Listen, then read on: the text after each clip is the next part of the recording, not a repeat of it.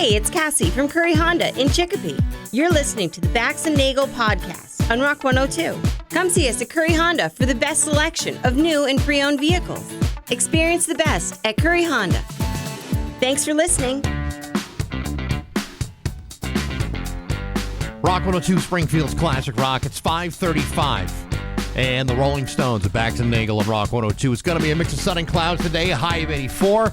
Mostly clear tonight, low of 55. And then for tomorrow, sunny and a high of 80. It's already 69 degrees right now in downtown Springfield. Look who's here. Hey, little early this morning, little early. Little early. Marty Caproni is here. Steve is off. He'll be back on Monday. We got a hell of a show in store for you today. It's going to be a lot of fun. Open line Friday. Oh, always an adventure. Always a potentially dangerous adventure. And we'll probably also get around to talking about the food, the Big E. Yesterday was the big reveal. Matthew went down there, and we'll go through the list and see what's going to be on the menu for us. What's new, what's gross, and what's good. We'll get through all of it. That and more. Bax and Nagle and Marty on Rock 102. Happy to be here. Great to have you today. And you know what? You don't even have to talk about a $20 dinner and a comedy show unless you absolutely feel compelled to do so. No, there's no pressure, but, feel free to go get your tickets now. It's a show next week, after all. There is. No, I came in this morning and had to show you my coffee. That's why I'm a little slow starting. I still can't believe that. Usually when you go to that particular establishment, coffee is like one of the first things they make when they get there. Yeah. Especially if is that a 24-hour one? No, that's the problem. I waited right till it opened at 5. I was in there 5:01. I went in instead of the drive-through, and then I just said to the lady, hey, could I have just a little less ice than normal? But I would like a large iced mocha latte with almond milk. Pretty sure I got oat milk. It's a very masculine drink, by the way. Oh, thank you. Yeah. I can feel the testosterone bursting through the cup. Maybe that's why they're like, this guy's a half girl, so we don't have to do anything. We'll just treat him. Because she just looked me in the face and said, okay, poured the coffee. I didn't take a sip out of it just so I could show you when I came in what she did. Instead of, we won't load it with ice. We'll give you some extra coffee. She just poured the same amount of coffee and left half of the large coffee empty. You had about maybe 2 inches of space between the lid and the actual coffee? Yeah, and it took 9 minutes to get that. And I'm pretty sure I got oat milk and not almond milk. So I was like, all right, we'll see, Is there no barista on duty at that time of the day? I mean, there should be like a lead barista. You would think with that job, you're like, hey, you're making coffee. 90% of your people are making coffee. Don't screw it up, I don't know where they hire the people that they get. I don't know if they just drive around, open call to people and say, hey, here's 3 colors to remember, Oh, you got 1 out of 3. Good enough. You're working the morning shift here. Well, don't they normally when they hire for positions like this, they don't discriminate between race, religion, creed, intelligence, ability, any of those things that may or may not be relevant in a job search? Doesn't matter to them. I'm pretty sure. But it's funny you say don't be the race or creed, but clearly sexuality is in question because the listener line has really responded to my coffee order by calling me all sorts of. Well, I mean, you might have been better off just saying just a nice coffee. You kind of went into like the whole menu. Well, I just said what I ordered. Of emasculating choices. That's all I'm saying. Do you think that really see, that's such a weird thing. Do you think that really matters? Like, do you think people take me less of a man because I like a nice... Well, I mean, can you try to imagine, say, like a bunch of guys at a construction site with all their muscles and they're sweating and they go to the coffee shop and say, I can't believe there's oat milk in my mocha latte. Okay, I guess. I clearly asked for almond milk and a splash of matcha. I ordered. It's an iced mocha latte with almond milk. That's not. That's it. Listen, you drink what you drink. But sometimes the big reveal is the problem. You're like, you drink what you drink. I take one sip and I'm like, hello. Start singing show tunes. It's 5:58 with Bax and Nagle and Marty on Rock 102. In sports, the Patriots ended their preseason last night with a 37-13 loss to the Cleveland Browns. The Patriots will now have until Sunday night at 6 to trim their roster down to the required 53-man roster. They'll open up their regular season Wednesday on September 9th in Seattle against the Seahawks. You'll hear that game right here on Rock 102. In baseball, the Red Sox had the night off last night. Tonight, they'll be in New York to start a 4-game series with the Yankees, including a doubleheader for tomorrow. Sox are currently 2.5 games behind the Yankees in the division and in the wild card standings. Tonight, the Sox will send Patrick Sandoval to the mound against Cam Schlittler. Try saying that 10 times fast. Game time is at 7:15. Meanwhile, the Yankees are coming off a 5-1 loss to the Houston Astros.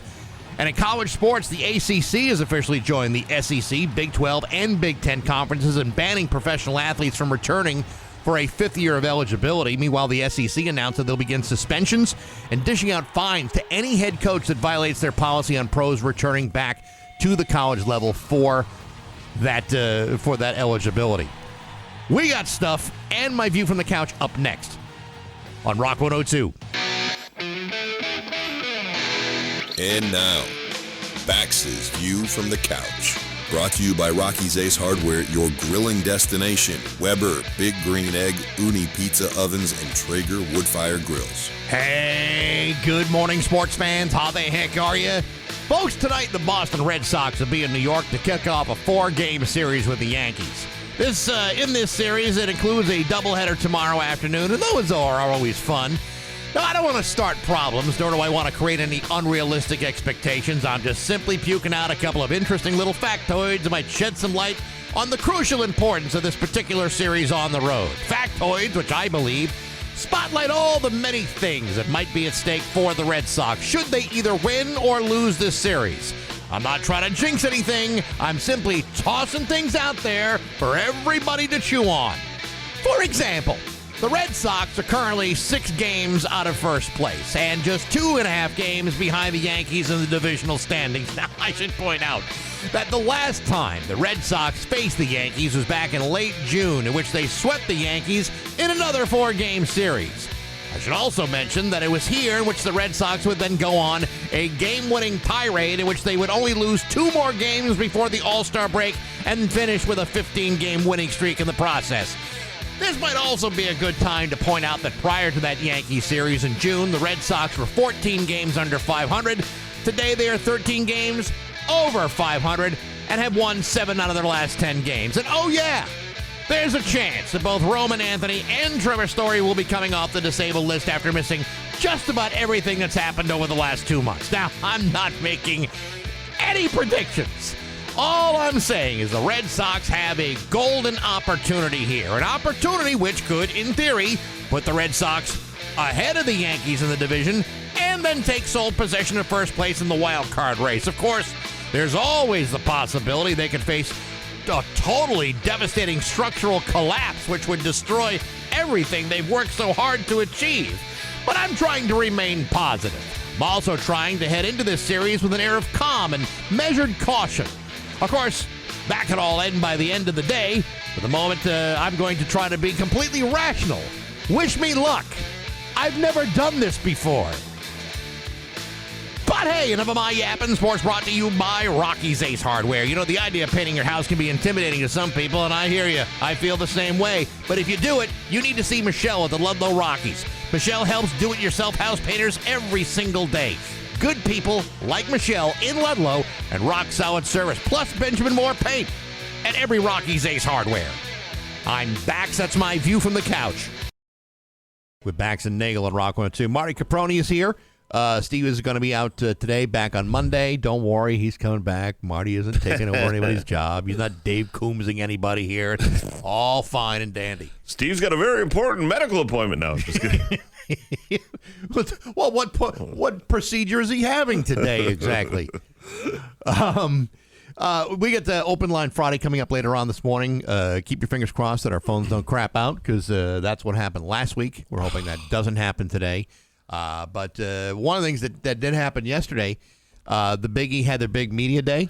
I saw some of the videos on the Rock 102 Facebook page. I have, again, I believe this now for the 17th year in a row, proudly missed this event, and also will likely miss the media event that's coming up shortly as well. You don't want to rub shoulders with all the bigwigs at Kids Incorporated? Well, I mean, as tempting as that is, and it is, I like to go into the Big E and be totally surprised by all the many changes that occur year after year. I'm kind of looking forward to if we do the we got Steve to agree to the state building thing. So now if we can just get him to agree to a couple of games.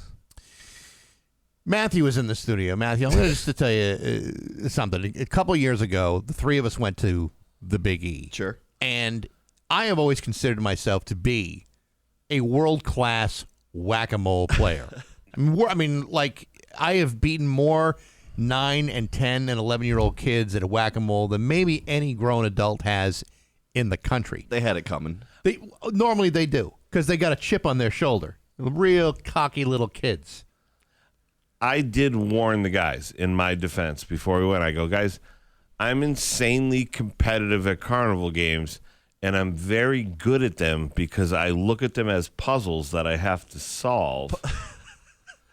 You know what I mean? It's not a puzzle, though. It's you're They hitting are, though. They are. a mole with a... Most normal human beings, when they grab the mallet for whack-a-mole, they're waiting for the moles to pop out of the holes and you beat them over the head. That's it.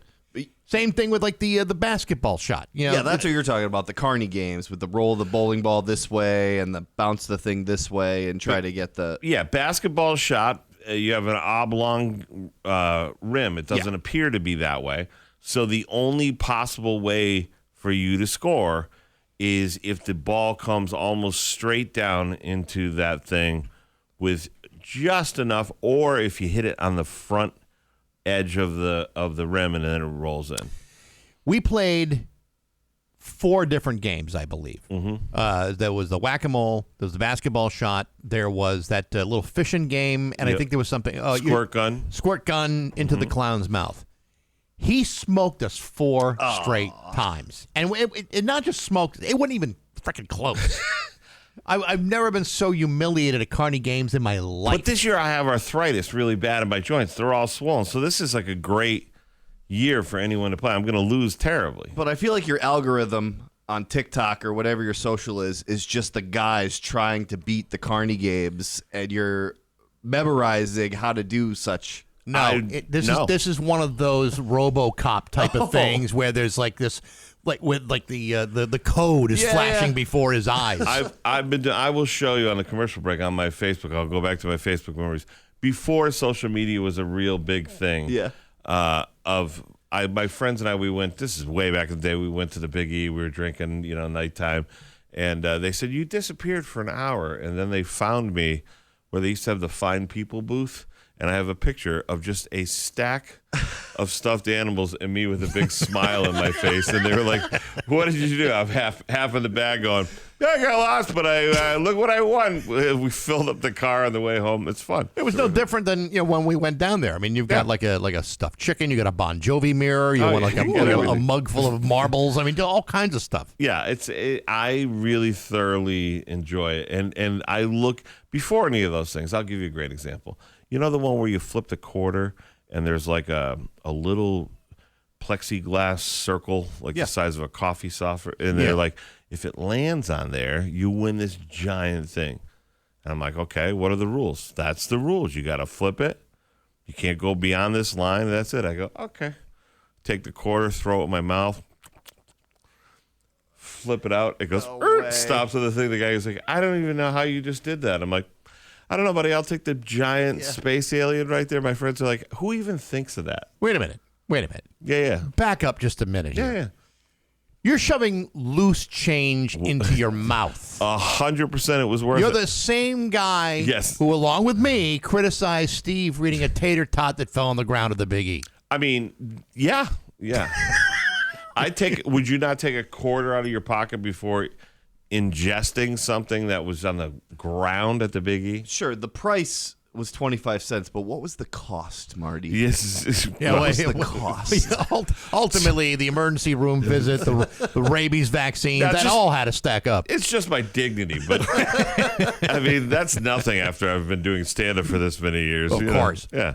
So the big reveal yesterday at this media party was all the food, the new food that's going to be presented. And there's a whole list, and you can read it on Mass Live, and I'm sure we'll talk about this throughout the morning. But there were a number of things that are new, and among them, the Biggie Bakery now has a peanut butter cream puff filled with peanut butter cream topped with marshmallow fluff. Okay, that sounds decent. I'd rip that up.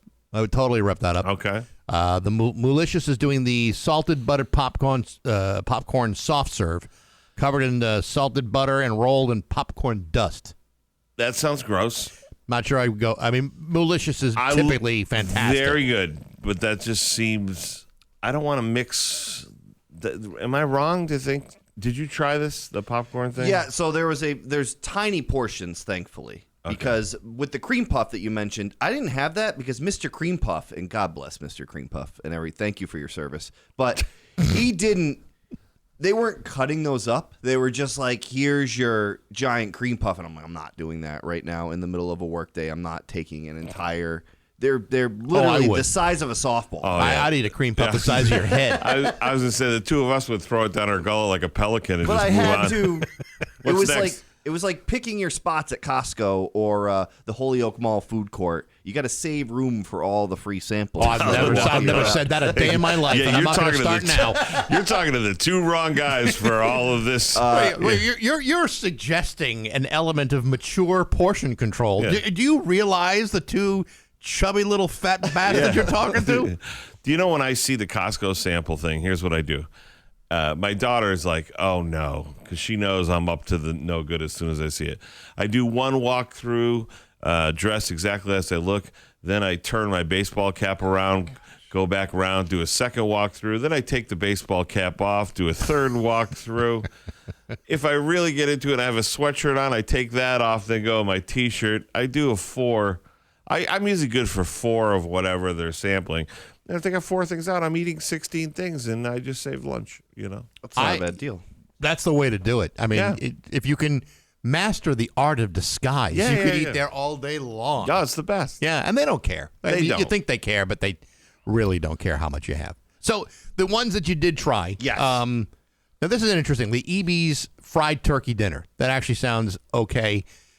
Turkey, stuffing with craisins, rolled together, deep fried, and served with gravy and cranberry sauce. That sounds like a post Mayflower marathon meal right there. Absolutely, and it's very digestible. They come in these little balls, and it's they're just a nice little. Don't we all? Certainly. Break it apart, crack it open, pop it in your mouth. There's no wrong way to eat the new Thanksgiving dinner over at EB's. All right, so Eddie did a good job with that one. Good, nice. Okay. What you did? What you wouldn't have that? No, he said there's no wrong way to, and I was going to make a comment, but it's like I'm trying to be adult now. Now you tried a couple of things that you said were really, really good. Yes. Okay. Bill Collins over at the Center Square Grill over here is also running the NOLA Cajun Kitchen, located on the premises somewhere. I don't have the map in front of me. Right. He had a fried lobster tail on a skewer that was dusted in the hot honey and remoulade, which is a some sort of Cajun cuisine, like almost like a relish almost. and it's so meaty. It was so meaty and delicious on the stick, and it wasn't. It was just it was New England lobster, Right. cooked Cajun style, Right. which normally, if you do a Cajun lobster, it's the rock lobster. It's the warm water. Yeah. It's the warm water lobster, which isn't great. But Bill, being a good New England boy, said, no, we're only using fresh New England lobster. So it's plump. It's delicious. It wasn't dried out. I'm sure it's delicious, but then you're stuck with a stick. I've never eaten lobster in my life. Really? Never. And Gee, a guy with arthritis, I would think you'd be eating that all the time. no, you know what? That's how this all started, was with shellfish. I had scallops but I had like 8 orders of scallops. Oh, yeah, and then that's the what next day I couldn't move my toe. Were And they were on like, they on a dummy." stick? No, they were just popping them down my gullet. Yeah. But Cajun spice on New England lobster seems to me, and this is just me asking, to defeat the purpose of New England, because I've seen what a rock lobster looks like. They look gross, like they wouldn't be good food, right? I don't think there's any warm water seafood that's worth tasting because of being up here in the cold Northeast. Our oysters are better, our scallops are better, everything's better up here in the cold water, and as you get even colder up to Newfoundland and things like that. All right, let's ask about let's talk about a couple other things here. The birria bombs from Macho Taco. How are that? I'm at Macho Taco twice a week. My girlfriend's obsessed with it. I love the burritos over there. This, much like the EB's gimmick, is a birria taco dusted in some sort of spicy powder, almost like the Doritos Tacos Locos. Not to disparage what's going on at Macho Taco, but it's got a spicy powder over it, cracked open, dipped in the birria sauce and the cheese. This is basically a taco that is not going to get everywhere. That sounds good to I'd me. rip that up too. It did literally the commercial when I cracked it apart, and I looked like a food influencer on the Facebook page. Oh, the nice. cheese was stringing between Big the pull. two. It was that's right. absolutely just beautiful. The uncrusted double burger from White Hut. How was that? This is, I think, the most ridiculous thing at the fair this year. Every year there's a thing. Can you believe they have that? This was a lot, I have to tell you. But this is exactly the kind of thing that you should splurge on if you're going to the Great New England Fair this year. It's something to talk about. It's something to photograph. And it's something to tell everyone about. White Hut has been doing things great over there for years. I absolutely love it. I love what Mr. Yee and Mr. Piccinelli did when they kind of revamped it and brought it back. So they haven't missed a beat. So this is like a cheeseburger where the bun are two uncrustable Stuffed sandwiches. between two peanut butter and jelly sandwiches. I'm out, dude. No, I understand that. I do understand that. It is a little heavy. It is a little thick, but it's more about, I think, the story. I'd give it a run. I would try Really? it. Yeah, I would at least try it. I may not like it, but I'd at least say, okay, you know what? It's deep fried. It probably comes out delicious. Listen, the White Hut, I do agree. Listen, we went there. Remember when we were debating the great ketchup mustard debate? We went there for breakfast after the show. I love the White Hut. The way it's intended, as God intended. Sure. Of course. A burger or a cheeseburger. You want fried onions or no fried onions? I always get the fried onions. Well, luckily they're there for that. There's still the White Hut there. They moved their entire operation from West Springfield over to the Big E. But you're going to take 2 sandwiches to make rolls for a sandwich with a beef protein in the middle is disgusting to me. Well, and a lot of Asian cuisine, peanuts and meat are combined all the time. It's I'm pretty sure that Andy had this in his mind years ago. God bless his beautiful, beautiful soul. But I'm telling you, I would try it. I would give it a run. What the heck? Really? Yes. All right, I want to see you try one. Every year the bar is raised, and I think that White Hut has kind of taken the cake this year with the outrageous fair food. All right, we've run out of time, but thank you very much for sampling. And thanks for sending me over there for free. Appreciate it. Anytime. Always happy to contribute. Contributed nothing to him going. Just wanted to say, it's Bax and Nagle and Marty and Matthew on Rock 102. I did want to say though, and I am delighted to announce this. I'm going to be at the Festa at Lady of Fatima in Ludlow Thursday night of next week. Ooh. Yes. 7 to 9, 5 huge days of fun and Portuguese celebration. September 3rd to the 7th. Enjoy ride, games, amusements, tons of live entertainment. That's Festa 2026 at Our Lady of Fatima, Windsor Street in Ludlow, next Thursday from 7 to 9. Please come and join. We'll split Bafanas together. I love their Bafana that they make there. It's so good. Yes. My people know how to make pork. They really do. Yeah, I'm not a big pork guy, but you give me a little old Portuguese lady, and it's going to be amazing pork. I know. It's the most wonderful celebration in Ludlow every year. And I'm going to be there. Thrilled to be there for I don't know how many years in a row. As long as the people in Wilbraham don't complain. They will, because they're the people of Wilbraham. They have nothing else to do with their lives, but that's the way it's going to be.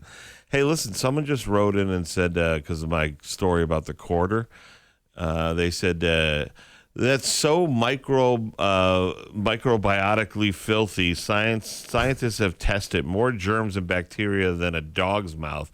Would Marty French a poodle? Yes.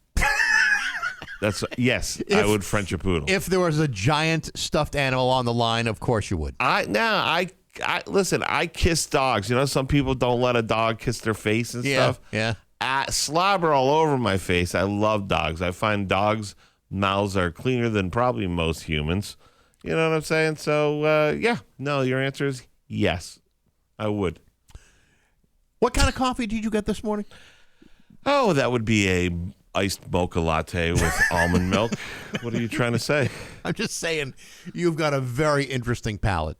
You really forget about the ketchup on the hot dog thing. You've got something different operating there. I didn't say I would eat a French poodle. I just said you would just French a French poodle. Yeah, well, no, but I can't. You know, do you when your dog, Lou? Yeah, when he gives you kisses, do you kisses?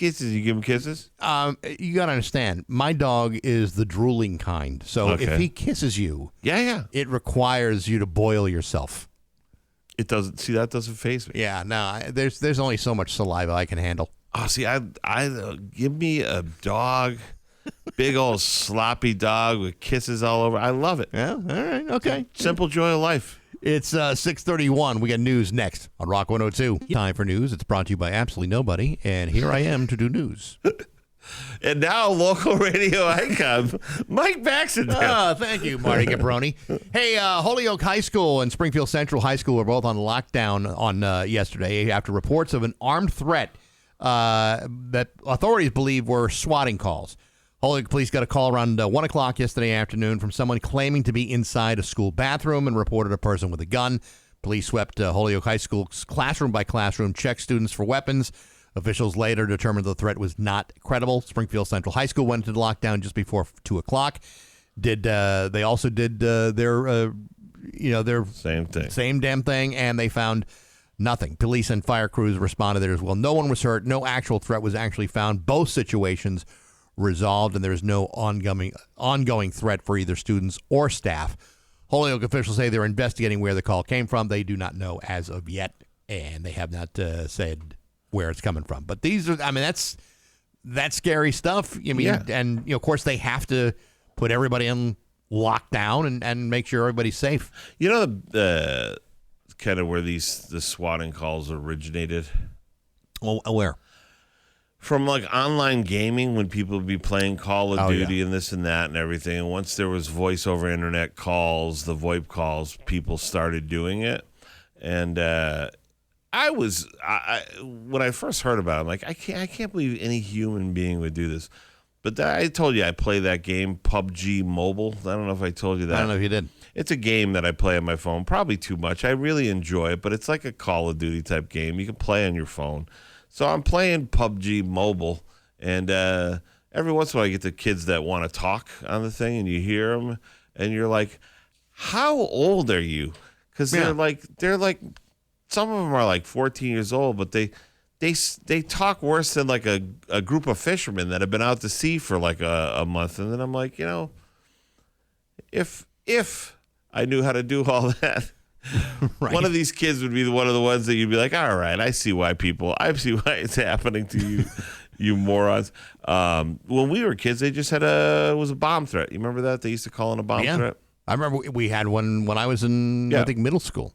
Yeah, and then the kid would always get caught doing it. Well, but now it's totally different. Remember, like a couple of years ago, there were like all these bomb threats in the Palmer High School and in the Palmer school system, and it was happening like once, twice a week. Which is and crazy. The problem is, I mean, you have to shut down everything to make sure these threats are either credible or garbage. And the one time you say, "Oh, we don't think it's credible," and something bad happens, well, then all of a sudden everyone's like, well, why didn't you check? Right, and we grew up at a time where, fortunately for us, pre-Columbine, that wasn't a thing. You know what I'm saying? No. There was no such thing about the school violence and all that stuff. And these kids now when they're in school, they have to do drills, lockdown drill, like stuff that they shouldn't even have to think about.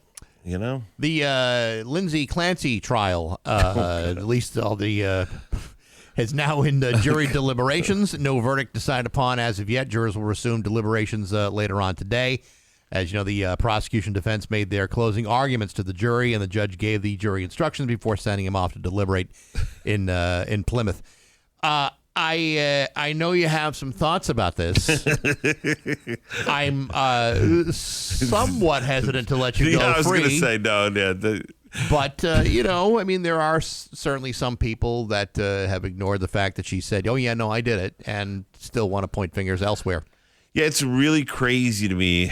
Now, I have to be real careful because last night I talked about it on stage, and everyone that was there Thursday, by the way, thank you. They understood that I was being funny and having fun with such a tragic topic. But and they only paid $20 to hear it. Exactly. By the time I get on stage, you've gotten all your money's worth. So what's your refund? 38 cents for me? Fine. But all I could say was I can't even wrap my mind around it's if a guy killed his 3 kids and admitted it. Right. How many guys do you think would show up outside a courthouse with a blue ribbon around and be none, right? Absolutely none. It just seems like such a strange thing for all these women to rally around. But then what I've realized is women seem to have taken up murder podcasts as like a form of relaxation. I think it's replaced the old soap opera. Yeah. Like sure. The Days of Our Lives and Young and the Restless mean nothing. Right. But now a true crime podcast, that'll drain your time away. Right. And then you have all these things, all the social justice stuff, there's like Believe All Women, and it's like all of them. If there's 6 women at a table and one gets up and go to the bathroom and I walk over and I just go, hey, which one's the crazy one? They're like, Catherine. She just went to the bathroom. You know what I mean? Like, you can't just say believe everybody. You know what I'm saying? Of course not. Of course. But that's coming from a more logical, rational, grounded person than somebody else. Just imagine, if you will, that the police did look at this. They do have video of the dad going into the food place, going into the CVS, doing all this stuff. Imagine, if you will, that they have just imagine, wrap your minds around this and say the guy really was, because by all accounts, he took 12 weeks of parental leave. He worked from home. He got a nanny to help out. He did all these things. Imagine, if you will, this guy's just a guy who's a victim of a terrible tragedy. His kids are all dead. His wife, and he's trying to move on, start his life or whatever. If that's the case, right, which it seems like it might be, how awful is it to just for the whole internet to be like, this guy killed his kids.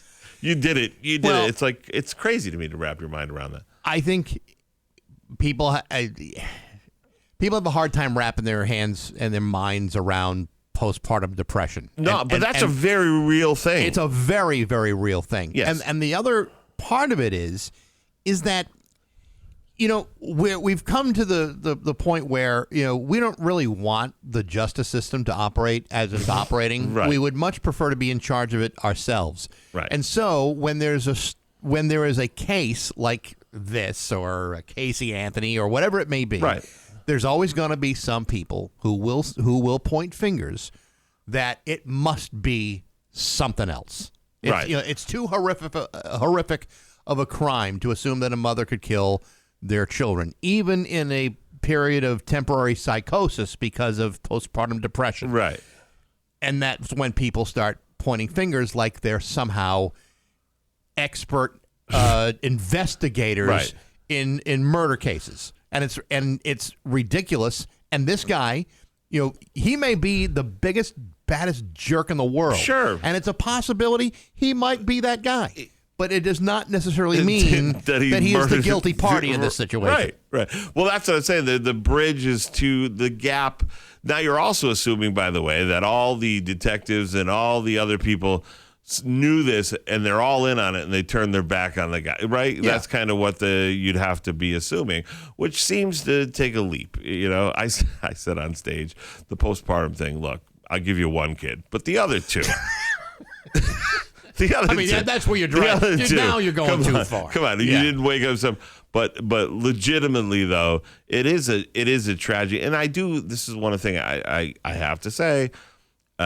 Guys can't really wrap their mind around postpartum depression because we never go through the absolute torture that it is to bring a life into the world. Sometimes it just goes smooth. Other times it goes horrendously bad, and it affects a woman's. We're also not used to abrupt hormonal changes. And especially once you've given birth, all of a sudden now your body's trying to regulate itself hormonally, and it doesn't always mean it's a smooth transition from one hormonal mix to another. Which is and that's one of the things that guys need to understand too. It's actually one of the brilliant things that her attorneys have done, because they basically have put postpartum on trial, not anybody. You know what I'm saying? They've put that, and there are some guys who are like, suck it up. I hurt myself at work. I go out with the band. No, postpartum's a real legitimate thing. However, at what point, 8 months after, you know what I'm saying? I know. You know? Yeah. But whatever. Sorry. Oh, my God, look at the time. It is going to be a mix of sun and clouds today, a high of 84. Tonight, mostly clear, low of 55. Tomorrow, sunny and a high of 80. It is still 69 degrees right now in downtown Springfield. Marty filling in for Steve. Steve will be back on Monday. Thank you for coming in. Thanks for having me. I'm happy to be here. This week on Baxy's Musical Podcast, my guest has been Jimmy Fleming from the band The Frogs. If you don't know about The Frogs, it's quite all right. Lots of people don't, but their fans include like Billy Corgan and Eddie Vedder, and Kurt Cobain listed their album It's Only Right and Natural as one of the top 50 albums ever released. It's an incredible story about a band whose music had two different directions. One, they did like great indie pop songs back in the 80s, but then in their spare time they grabbed the tape recorder and just started improvising songs off the top of their heads. And those are the songs that wind up really resonating with people, and they're hilarious. And they're about to reissue their album, My Daughter the Broad, with 8 new tracks. Really cool band, and definitely worth checking out the interview with Jimmy Fleming. You know, that reminds me of like when people say that this guy's your comedian, you're a comedian's favorite comedian. Yeah, they're like your favorite band's favorite band, right? Like that's one of those things. Exactly how it is. I mean, like Billy Corgan, played with them, at Lollapalooza. He produced them. Jimmy Fleming's brother, the late Dennis Fleming, actually joined the Smashing Pumpkins on tour as a drummer. And next week, Robin Hitchcock comes back for the third time to the podcast. He's got a brand new album out called The Confuser, his 25th solo album, also his second memoir, Stranded in the Future, just been released too. Both great. All of it brought to you by Metro Chrysler, Dodge, Jeep, and Ram at Chicopee, and Rock 102 Springfield's Classic Rock. Real cool interviews in the next couple of weeks. That's very cool. Yeah. I can't wait for one of these people to tell somebody like Billy Corgan, like, hey, you got to give an interview to this guy. So there is one guy I interviewed. Yeah. This is going back now 2 years ago. Yeah. This guy named Tex Mosley. He's in this band. He's been around forever in Los Angeles. So I mean like the last 25, 30 years. Okay. He has a band called the Neverland Ranch Davidians, which I think is one of the best band names I've ever heard in my life. We did an interview, and he set up 5 different interviews with me. And there were a couple that didn't quite pan out, but there were some that did. And some of these guys, like this guy Tony Marsico, played with a band called the Crusados, but he wound up playing as a session player for like Neil Young and Bob Dylan and like it's like just tons of stuff. And these are guys that are all friends of Tex Mosley. And that's kind of happened, but it hasn't happened where like all of a sudden you have this major national profile guy. But those may come. You never know.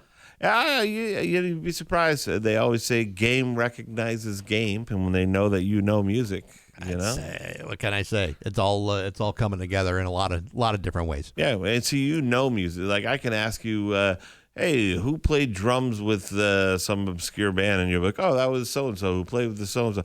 I just always get a kick out of my buddy Chad, the kid from Shrink Mobile. He always texts me a funny thing after we do the thing. He'll be like, Coming up next, the substitute bassist for the wet Little People Sponges of America. They played on the 4th album of the whatever. It's like all the obscure references. I'm like, but here's the thing: you actually know who that person is that does that. I mean, I don't know everything, but I mean, I know enough. And Yeah. if you study enough and you prepare for 350 interviews, then sometimes you learn a thing or two. Have you ever sat around and thought about how much music you have played and or listened to in your career? Oh my God, it would be impossible. I'm terrible with math already. So Hundreds of thousands of hours, I would guess. at this probably, point, yes. Right? Over the course of, I'll be 60 next month. So yeah, it's a lot. It's a ton. Do you ever just get in your car, like if you're going to New Hampshire later or something, you're driving? Do you ever just get in your car and you're like, I'm not listening to the radio. I've had enough music right now. Yes. Yeah. That has happened. Sometimes driving in silence is okay. Yeah. It's like I'll go home after doing a show. Yeah. Having 4.5 hours of conversation with the same guy every single frickin' day. Yeah. And then also interspersing with commercials and music. I go home and it's dead silence. The only thing that I can hear is the dog breathing and panting, and that's about it. I do this. I do like I'll do like a show. I remember I did like a show in New Jersey or something, and I'll have a 4.5 hour drive home. You would think to be like, oh, you're gonna listen to some comedy because people are like, this podcast, this special. I will drive 4.5 hours in stone silence like a serial killer, just staring at the road, just the tires of the road, and just get home and be like, oh, so what'd you do on the ride? Nothing. I literally did nothing. I just drove. I think it's that whole the whole concept of the bus driver holiday. Yeah. Like if you're a bus driver, the last thing you want to do is take a bus on vacation. Right. Yeah, it's kind of the same thing. Right. So I'm the same way with comedy. When people are like, they got a new special, they got this. I'm like, I don't. 90% I don't care. Like even some of my friends, they have a special out, and they're like, you gotta watch it. I have to be in just the right mood to watch it. And then what happens if I watch it and it's bad? It just puts me in an awful mood because I'm like, I can't believe they got that crappy special. Yeah, and then you tell your friend, yeah, that was the best special he ever did. Yeah. Was it good? No. Oh, God, Which means all your previous specials are worse. I watched one the other night. I don't want to say because I really like some of the kids that do it, that were on it, but I watched a roast battle thing on YouTube last night when I got home because I was going to try to unwind and fall asleep. I found myself irate at the lack of preparedness and the terrible joke writing and all. I was like, I can't believe someone even posted this. I was so angry about it. And I was like, see, this is why I don't do it. This is why. It's 6:58 with Bax and Nagle on Rock 102. Bax's View from the Couch. Brought to you by Rocky's Ace Hardware, your grilling destination. Weber, Big Green Egg, Uni Pizza Ovens, and Traeger Woodfire Grills. Hey, good morning, sports fans. How the heck are you? Folks, let's face it. In this day and age of ride-sharing apps such as Uber and Lyft, only a cocky, self-entitled jackhole would do something stupid like drive a car under the influence of alcohol or any other intoxicating substance. Sure, taking accountability for your actions and making rational decisions when you're loaded up on White Claws and Jell-O shots seems like the right thing to do. But by the end of the night, those White Claws and Jell-O shots can sometimes operate on their own agenda, causing you to do the exact opposite of what you should do. As most of you may recall, on July 23rd, former Dallas Cowboy quarterback Tony Romo was busted in Milwaukee for driving under the influence after a long afternoon of hydrating himself at a nearby golf course. Initially, Romo was pulled over, refused to take a breathalyzer, failed the field sobriety test, and was promptly arrested for operating while intoxicated. Following his arrest, CBS then suspended Romo indefinitely from his job as lead game analyst, a position that he has held since 2017 with a 10-year, $180 million contract. Yesterday, Romo was hit with 3 additional charges, including unsafe passing on the right, first offense OWI, and possession of open intoxicants. And of course, he'll be answering to all these charges and more when he appears in court on September 21st. Meanwhile, CBS continues to reiterate that Romo's future with the network is, quote, an evolving situation that we're still assessing.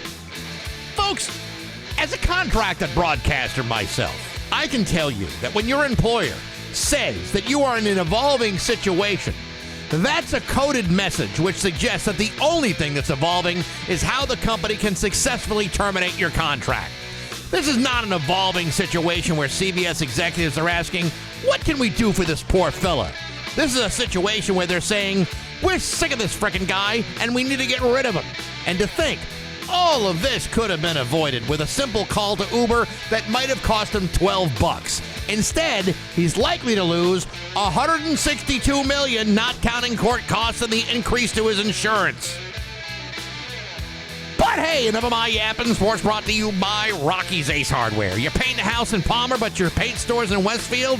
That might be a problem. That's why you might want to set up a Rocky's Business Rewards account. Problem solved. 8 stores in Greater Springfield.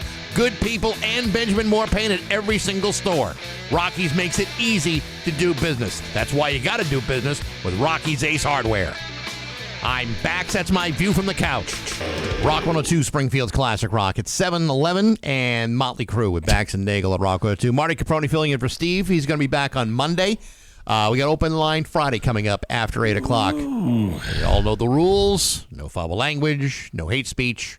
Try not to act like you think. Get to your point in 30 seconds. Just because Steve's out doesn't mean the rules change. The rules are the very same. You know, I'm still sitting here laughing because you said Motley Crue.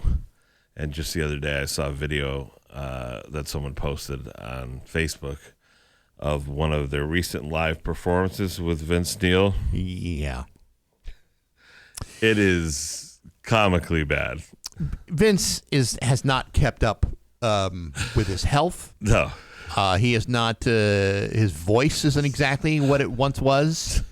And he seems to be, I don't know, slightly bloated. Who am I to talk? I've had a weight problem my entire life, but yet this is a guy that used to ritualistically have girls on the bus backstage, yes. And now he has a girl backstage to give him oxygen and insulin shots and Lipitor, all kinds of things he needs. Look, neither you or I are going to have a fitness show on ESPN 7 anytime soon, but we both rely on our voice for our profession, right? Sure. And I'd like to think we've maintained some level of consistency with our voices over time, right? Vince has not. His one tool, because he doesn't play any instruments, is his voice. And the clips, he's like, someone in the comments wrote, somebody help this little lady her car. She seems lost. Well, you know what it is? I mean, I it is. feel bad. Someone The human voice is maybe perhaps the tenderest, most fragile musical instrument there is. I mean, if you got a guitar and it goes out of tune, you retune it, put new strings on it, maybe a couple new pickups or whatever, right? And then you're fine. Drums, you get new drum heads, buy new sticks, and you're all set to go. But if your voice gets shot, it's bad. There's not much you can do about it. Now, let me say this. I don't know the how reliable this source is, but a listener just texted it immediately, ruining my fun by saying he had a stroke, which is a terrible way to really bring down what was a light, fun story. Right. But, he hasn't, he may have had some other health issues, but it hasn't helped his voice. Yeah, and I don't know if he have a stroke. I don't know if he did, but you know what? Here's the thing: can you blame the internet when you're still out there touring? You've made tens of millions of dollars. Well, I mean, these guys, there are some performers, right, that have had their health issues. They've been doing it for years, 50, 60 years, sure. And they still go out and crush it. Like, Tony Bennett, for example. Great example. Great example. I mean, that guy had health issues. He had heart attacks, I believe, and then he had cognitive issues towards the end of his life, but his voice never faltered. I mean, that guy's voice was like perfect from day one. Velvet. Absolutely. This person has now wrote in again. No, he really had a stroke. Look it up, Martin. So thank you, Steve, for writing in and destroying what was a lighthearted tale what started. Now, you want to talk about people who have musicians. Yeah, everyone's talking about Dolly Parton, and I understand that Tim Curry died this week. The guy that did the Optimus Prime, that guy, I guess he died too. Autobots roll out. That guy, right? That guy. You know who no one is talking about, and this is the one that maybe I think resonates the most with me. J.P. Morgan from The Gong Show. I was a huge fan of J.P. Morgan on The Gong Show. Huge fan of The Gong Show, and she was a singer in the 50s. She had perhaps a reputation for being slightly promiscuous throughout her career. Sounds like an angel to me. Absolute angel. And, she died at the age of 94. And you can say, well, what do you mean she was promiscuous? She died at the age of 94. I got news for you.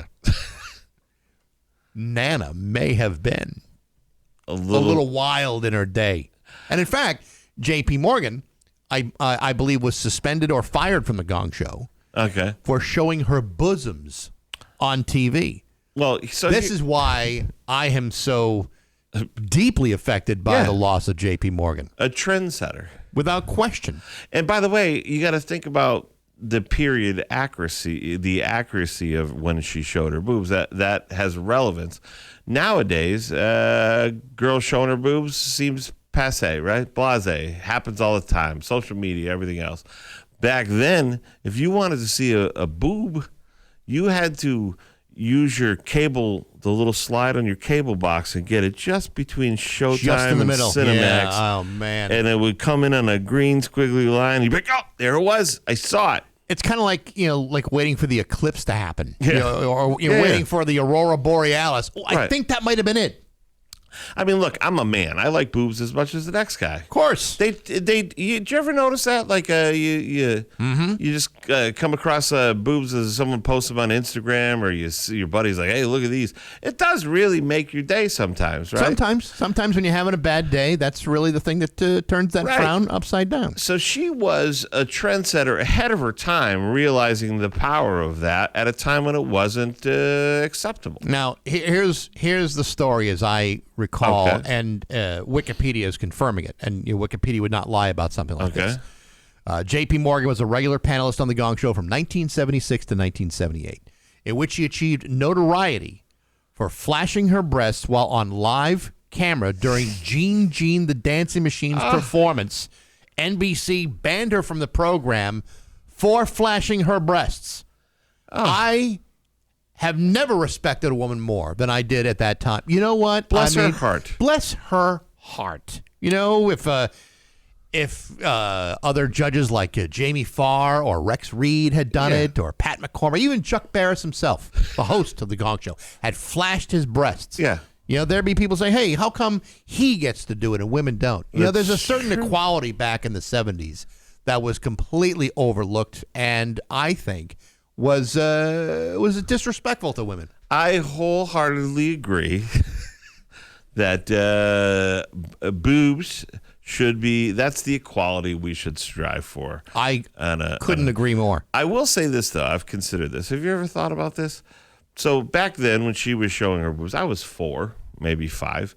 So, but there wasn't fake boobs. They didn't come out till probably late 80s. No, these were real. These were very, very real. I know. But have you ever thought about the fact that since the advent of augmented boobs, yes, there's probably a significant portion, and that's going to skyrocket, of women who are in like assisted living facilities and stuff, but are like 80, but still have a fake set that look like they're 20. Well, I mean, you have to expect that is going to be what happens. And it's very confusing. And it may also happen that, after that kind of investment, right, into those procedures, that they will be as supple and as beautiful as they were when they were in their 20s. Listen, at 90 or more.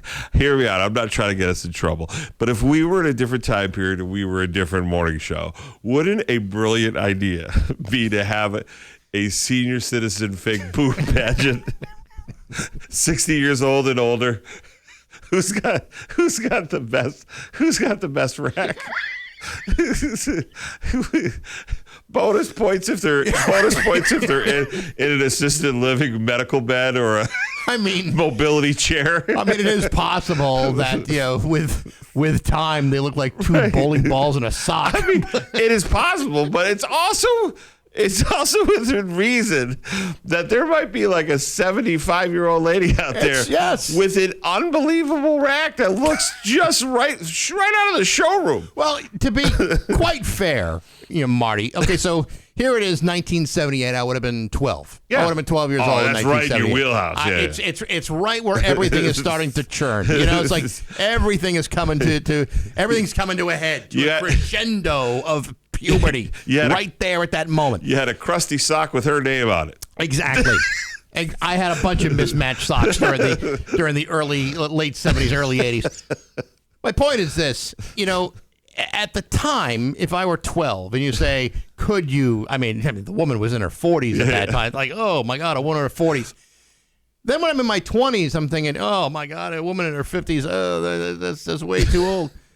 Now that I'm approaching 60 years old, the ceiling, I mean, listen, I love my wife. She's a beautiful woman, wonderful. We have a great marriage. I absolutely love my wife. But the reality is, at nearly 60 years old, the ceiling has now been lifted.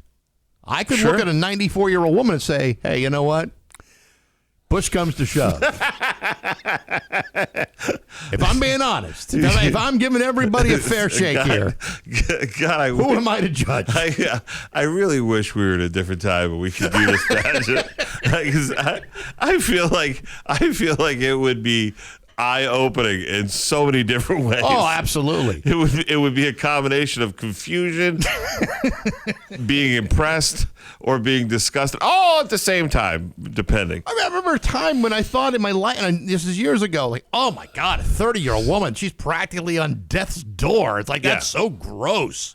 But now I'm like, well, really, where is the top limit? Well, when I was 21, like just out of college, I went on a business trip and I met a not so young lady down in Timonium, Maryland, and she was a multimillionaire who owned a software company. You've said enough. And she fancied me, and she used to write me letters like with perfume and lipstick on them to my house. And I lived with my parents still. I was just out of college. My mom was like, what is this? It's just a friend of mine that I met. She's like, a friend? There's lipstick on the letter, And I recall our time together fondly. But then the other day I was thinking about it. It just popped into my head randomly because I saw something on TV that involved Maryland. And it popped into my head. And I was like, she was 49 then. And I was 21. Okay. So do that math. So she's 28 years older than me. All right, hold on a second. Let me get my calculator out. Carry the 3. That means she is 80 years old right now. Right. And I'm willing to bet that if you happen to be a single guy and she was still single in the home and she could remember that far back, she would probably resume her. Without getting too personal, I will say this. She would be a great entry into our pageant that'll never happen. Well, right. But that you also said that she was rich, which neutralizes age every single time. Filthy rich, had been through a bad divorce, and literally said to me, if you move here, and I won't say the town, to her hometown on the Jersey Shore, she was like, if you move here, I'll get you a nice job with my company making a couple $100,000 a year.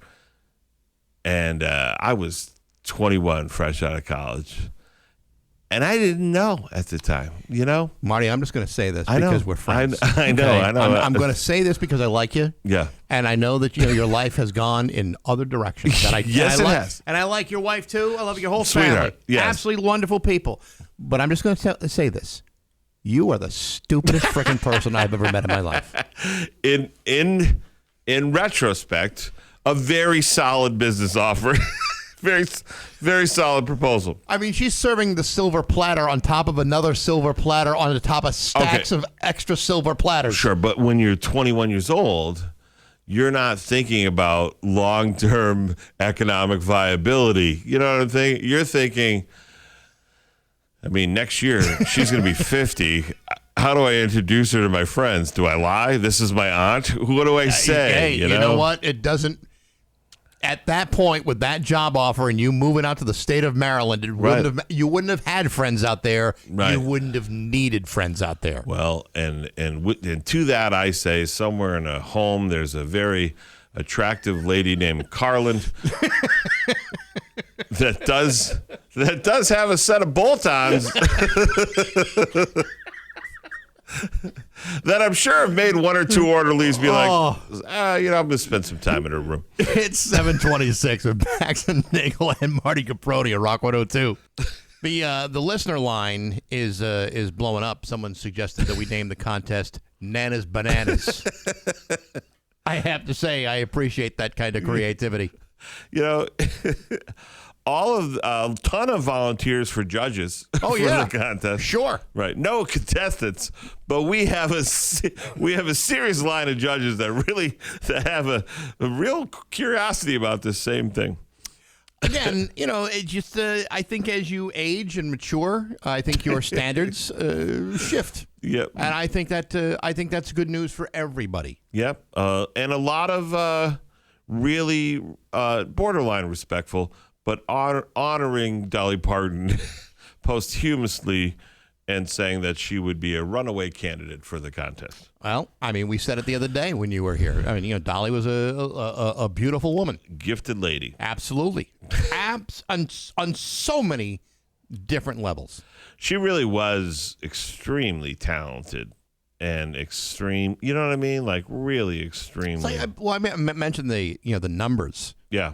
Of the amount of singles and number one singles, how many albums she sold, and by all accounts, she was like an exceptionally nice person as well. Yes. So it was like, that is a tough loss. But again, so was J.P. Morgan. Well, I'll tell you this, I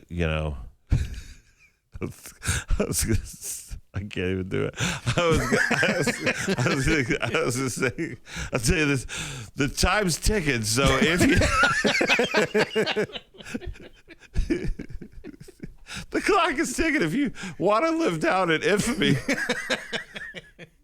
Speaking of which, look at the time. We got news next on Rock 102. 7:34 with Bax and Nagle on Rock 102. It is time for news, and it is brought to you by Hold On Nobody. And I'm going to do news in Steve's absence. Well, shout out to the sales staff out there. There you go. Way to get it done. Way to go. Big story yesterday. Holyoke High School and Springfield Central High School both on lockdown yesterday after reports of armed threats that authorities believe were swatting calls. Holyoke police got a phone call around 1 o'clock yesterday afternoon from someone claiming to be inside a school bathroom reporting a person with a gun. Police swept Holyoke High School classroom by classroom and checked students for weapons. Officials later determined the threat was not credible. About an hour later, around 2 o'clock in the afternoon, Springfield Central High School went into lockdown after a separate suspected swatting call was placed. Police and fire crews responded there as well. No one was hurt. No actual threat was found. Both situations were resolved, and there was no ongoing threat to either students or staff. Holyoke officials say they are still investigating where the call came from. These things are happening, and it was, as you can imagine, very disruptive, even at 2 o'clock in the afternoon when the school day is winding down. They said they searched all the students and didn't find any guns, and I was like, very impressive. Yeah, I mean, plus Holyoke doing a good job. I'll tell you what, you hear that something like that, and you're going, well, apparently things are really going well in these high schools. Yeah. Let's see here. Massachusetts Attorney General Andrea Campbell is co-leading a coalition of 25 states that's suing the U.S. Postal Service over a new rule that they claim illegally puts the agency in charge of mail-in voting. This rule stems from a March executive order by President Trump directing the USPS to compile names of eligible voters and only deliver ballots to people on the list using envelopes that meet new postal design standards. Andrea Campbell called the order unconstitutional, saying it strips states of power to run elections. She also argued that it disenfranchises millions, including more than 1 million Bay State residents who voted by mail in 2024. The lawsuit asks the federal court to block the rule before this year's general election while the case plays out. So, I mean, if you got mail-in votes, and for example, primary election is the first next week. Yeah. You got a mail-in ballot, you haven't sent it in, you might want to think about not sending it in.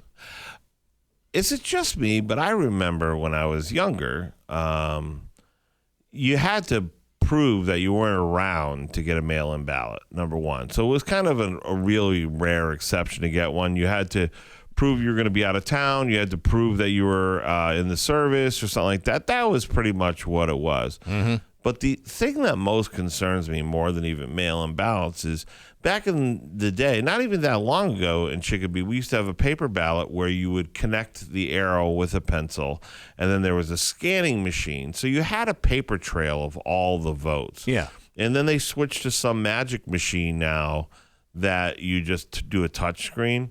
And everyone always says, like, no, they're beyond, they're not hackable. They're not this. I watch videos on the internet. I watched a guy the other day with a little device that fits in the palm of his hand, and he can hack any TV, any garage door, anything Bluetooth with this little thing. Why don't we just do this? No more mail-in ballots, but we go back to paper ballots.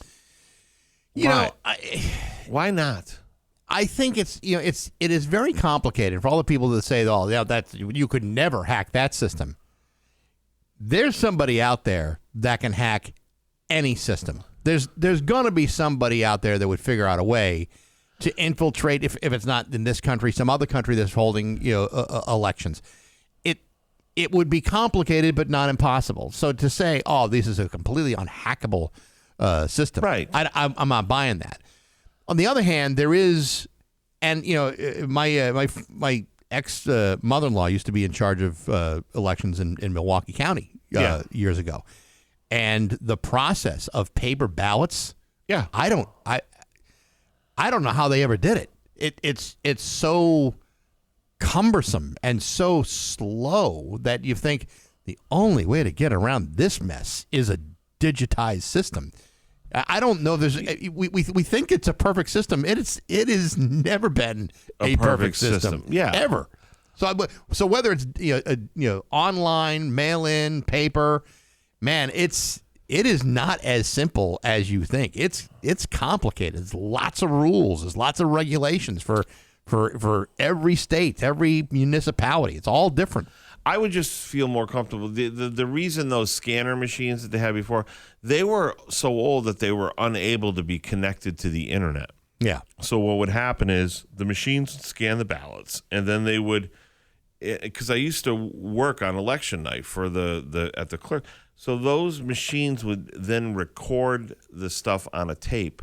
The tape would go into a suitcase that the police would escort directly to City Hall, and then those tapes would be put into a machine manually, and that's how you got your totals. And then you were able to cross-check if you had a recount or whatever against the paper ballots, which therefore kind of ensured that you wouldn't have as much. It was like the best of both worlds, you know what I'm saying? And I don't care what your politics are, what party or not. It's concerning to me that forget about either party, any party could tamper with the electoral system, or in some cases, maybe a foreign government. I mean, you could have a whole big discussion about how redistricting changes elections. Yes. I mean, you could have, that's a whole nother discussion. Gerrymandering and all that stuff. I mean, that really changes the landscape of where votes are counted in what county and what what city. It changes things. So I mean, the voting thing is not a fail-safe situation. Maybe we just need to do the Pope thing. Yeah, have a You go in your house. A college of congressmen. Yeah. And then when when the white smoke comes out, you got a new president. Hey, there's white smoke coming out of Richie Neal's chimney. Looks like we have a new president. That's it. Yeah. That's it. Kind of a scary situation in the air this week. Some tense moments aboard a Delta flight from Los Angeles to Boston on Tuesday when the captain of the plane became sick while in the air. Flight 437 had 147 passengers aboard and was headed to Logan when the captain said he needed medical attention. The flight was diverted to Detroit, where the captain was taken off the plane. Another crew eventually continued to Boston. In the air traffic control recording, the captain himself tells the tower that he's the one who's sick and needs to get to the hospital. It's actually got audio of it. You want to hear this? I was going to do my own audio of it, but we'll try yours first. Metro Tower, Delta 437, emergency aircraft, visual 22 left. Clear to land, wind 190 at Diner. Alpha 10 is the gate, this is the captain. I'm the one that's ill. I'm going to taxi the jet to the gate, and then I need to go to the hospital. Roger. Delta 437, you can plan to exit at Yankee 2. They'll give you the quickest route to the gate. Yankee 2, left, and we'll call the ramp, Delta 437. Oh, he sounds rough. Yeah, because I was picturing the audio to sound like this. Oh, my God. And then he clicks on, he's like, Roger, 1742, runway R sounds. This is your captain speaking. We're just going to touch down real quick. You know, they have the calm captain voice. Yeah, right. I don't know if I told you this. When I did the comedy mothership there in Texas, Rogan's Club, I was flying there. I was like, this is going to be so great. I'm excited. I flew out of Bradley at 6 in the morning. I always set my alarm 3 minutes into the flight. Once the wheels are up, I can finally relax because I know that that's when statistically there won't be accidents anymore. Sure. So my alarm hits 3 minutes, 4 minutes. I go, all right, I'm going to get some sleep. I start to sleep. I wake up somewhere around New Haven. The captain comes down. He goes, hey, ladies and gentlemen, this is your captain speaking. We got a little bit of a problem here with one of the engines. We're going to try to turn around and see if we can get this thing back on the ground. So you stand by. I was like, I looked at the guy next to me. I go, did he say a little? I heard engine, and then I heard we're going to try to get this thing back on the ground. We may not get there, but just thank you for flying American. And then we flew up the Connecticut River. Like it was almost like I was like, oh, we're going to be like Sully. Like he's like, just in case. So your captain, if you notice we're over the river, just in case we have to do a little bit of a Sully Sullenberger and touchdown there, it's going to be no big problem. So when we were landing, he's like, we're asking everybody to keep your table seats up and fasten for our landing. We'll be on the ground shortly. As he's saying it nice and calm, I look out the window. There are fire trucks lined down the runway with all the lights on and everything. This guy's voice sounded like he was ordering from Dunkin' Donuts. Like he sounded, yeah, I'll just take a ice mocha latte with almond milk cream and sugar. Just totally calm. Yeah, I would imagine that this goes. This is your captain speaking. Did anybody have the sushi in the airport sushi bar? Because I got to tell you, I'm blowing chow up here in the cockpit. It makes you wonder. First of all, I wonder if there was not a co-pilot in that situation with that plane. Well, I don't know. I thought they have to have one for that. Maybe not. Maybe. Okay. But if you're the pilot, if you're the captain of this plane, go lay down. Let the other guy do. Yeah, but if the issue is he needed to get to a hospital, which is exactly what he said, it may be more than just like a little puke bug. This may have been I'm having a heart attack, or I can't feel the side of my face, that kind of thing. Yeah. Well, it just makes me wonder how they keep that calm. Like even the Sully thing, like my buddies that were on the plane from Chicopee and that thing, they're like, we didn't even know really until it was about to happen that we were going. Looks like we're going to be in the Hudson. He said it's so calm.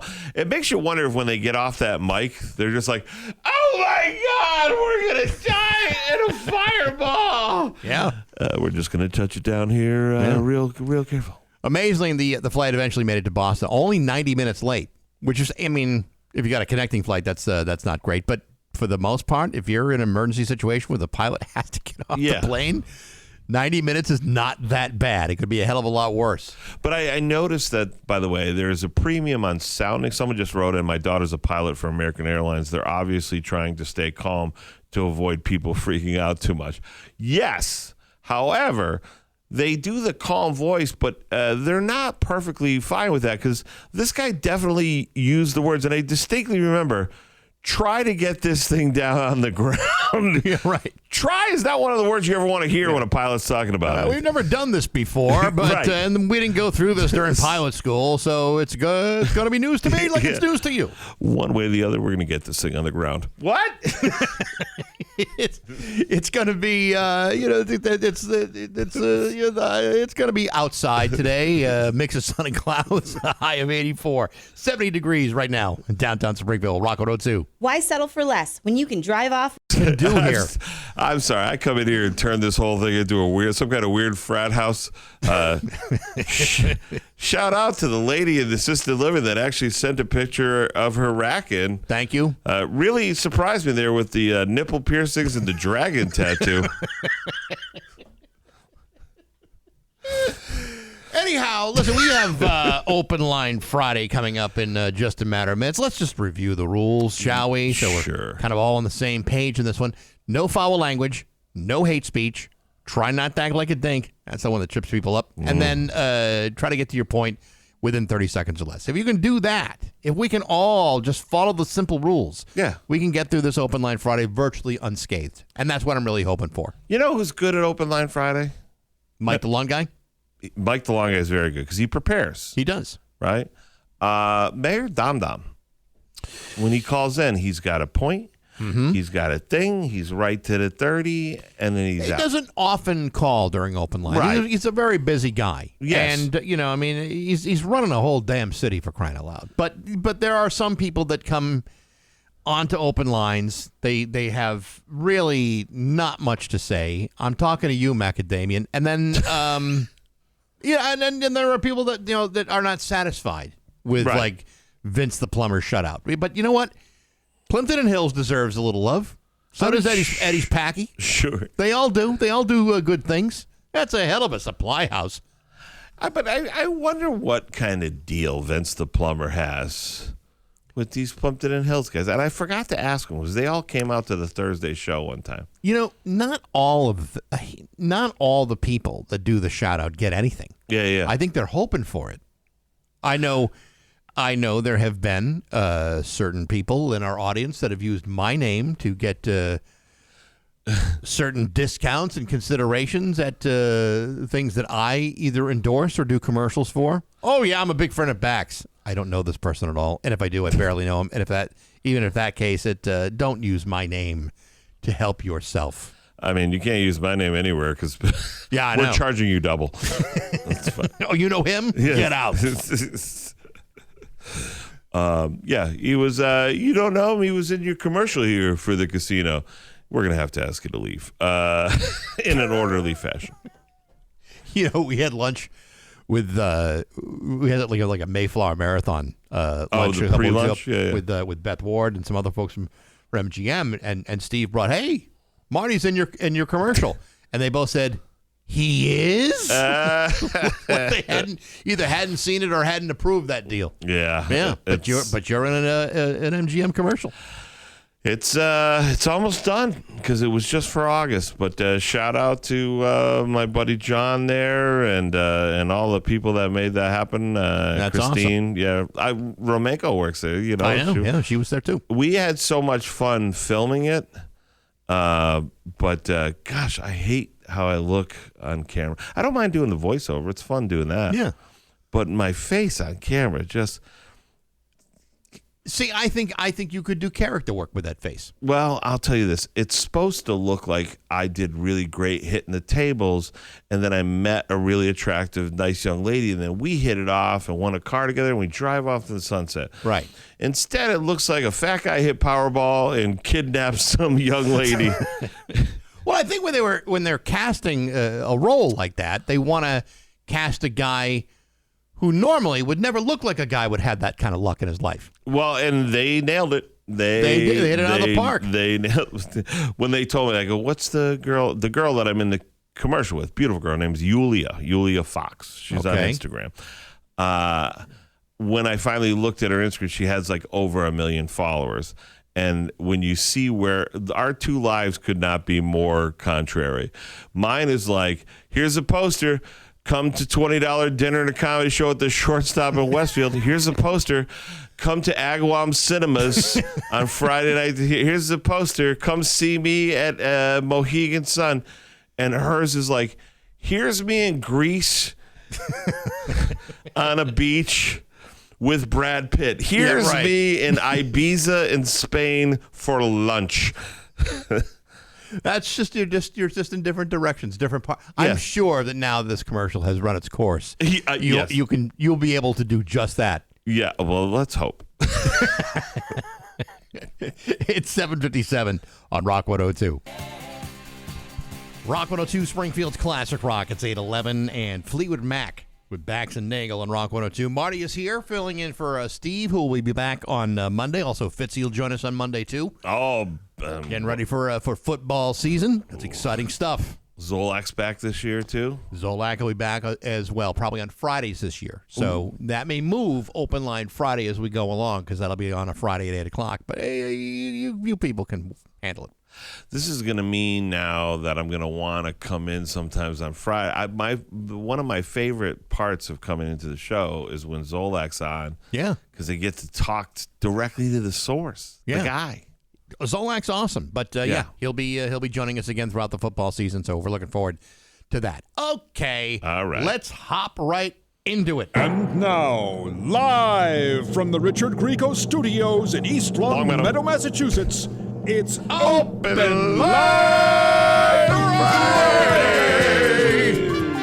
Okay, 293-1021. Time for Open Line Fridays. Let's review the rules so that no one is unclear as to what they are. No foul language, no hate speech.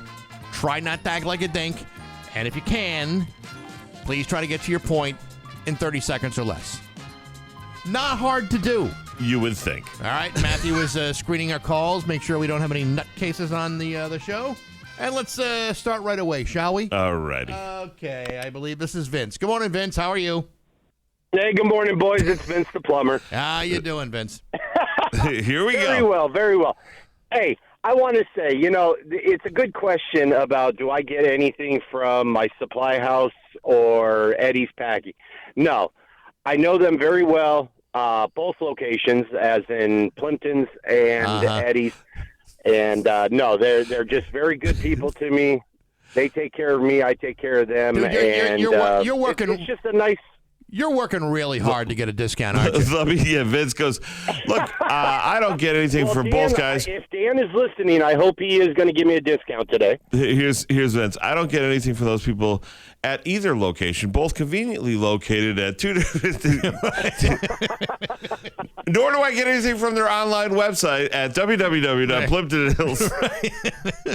But yeah, obviously you're still fishing for it, so good luck to you with that. Yes. So, but real quick, let me do my shout-outs anyways, if it's possible.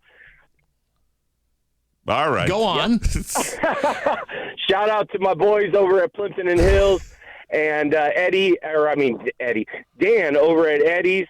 And Kara, have a great day at work today, okay? I hope everything goes good. It's a Friday. Oh, my God, look at the time. You're over the 30 seconds. Have a good one, Thank boys. you very much. Take it easy, Vince. All right, Alex, the tire guy. How you doing, Alex? It's Eric. It's all right. All right, Eric, I meant that. Yeah. What's up? I want to talk to you about whack-a-mole. Yes. Me Let's get and into two of it. my buddies got thrown out of an arcade for holding down the thing. Well, that's You know, cheating. it started to go so fast. There's no possible way a human could hit it that quick. Oh, yes, there is. Yes, there is. It's all technique. You got to know what you're doing. They confiscated all my tickets, and I couldn't get the rubber comb. Whack-a-mole, just so you know, is also a very interesting game to play with some of our contestants in the assisted living. Yeah, it's true. That is true. All right, well, listen, keep trying. I'm sure one of these days you'll whack at mole pretty good, okay? I'm glad you can hear me this morning. Oh, yeah, definitely. Absolutely. Rock 102, good morning. Who's this? Jerry Seinfeld. Okay, Jerry, what's up? want to talk about my weekend plans. Go on. Mohegan Sun, Comics Roadhouse, Cash for Laughs. What's the deal with that? It's weird that you say that, Jerry, because I will be judging at Comics Mohegan Sun the Saturday night at 10 p.m., I think. Cash for Laughs. Performing. All right, very good. Well, there you go. Thank you very much for calling. Rock 102. This is Mick. How you doing, Mick? Good. How are you? It's what am I right? Going to talk about the special home tournament coming up on September 13th at the shortstop. Oh, yeah. For cornhole?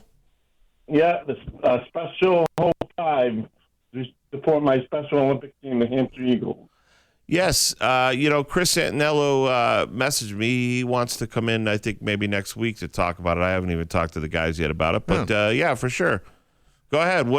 Tell everyone when.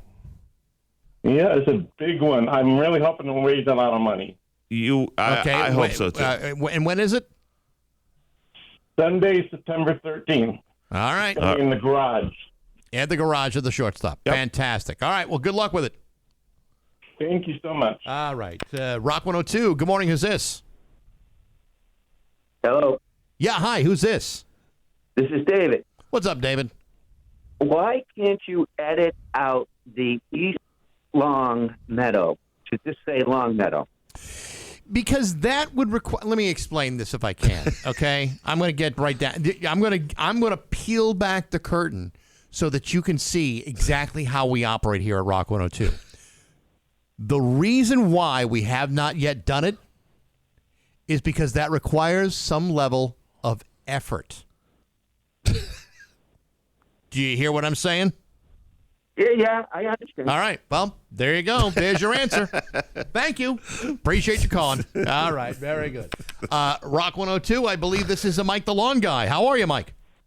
Good morning, gentlemen. How we doing? Hey. Very good. What's going on?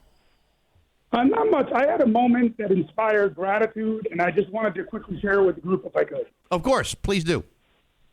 So I was outside working. I was sitting on my mower, and there's these two hearing impaired guys, and they're standing on either side of this busy street in West Harbor, Farmington Avenue. And they're using sign language to communicate to each other. And I noticed the guy that's on my side of the road, he's got like, the biggest ears I've ever seen in my life, man. Like, they're not only sticking out, but they're like 3-4 inches long on either side of his head. And I thought to myself, what a cruel twist of fate that you would have these enormous ears that don't work.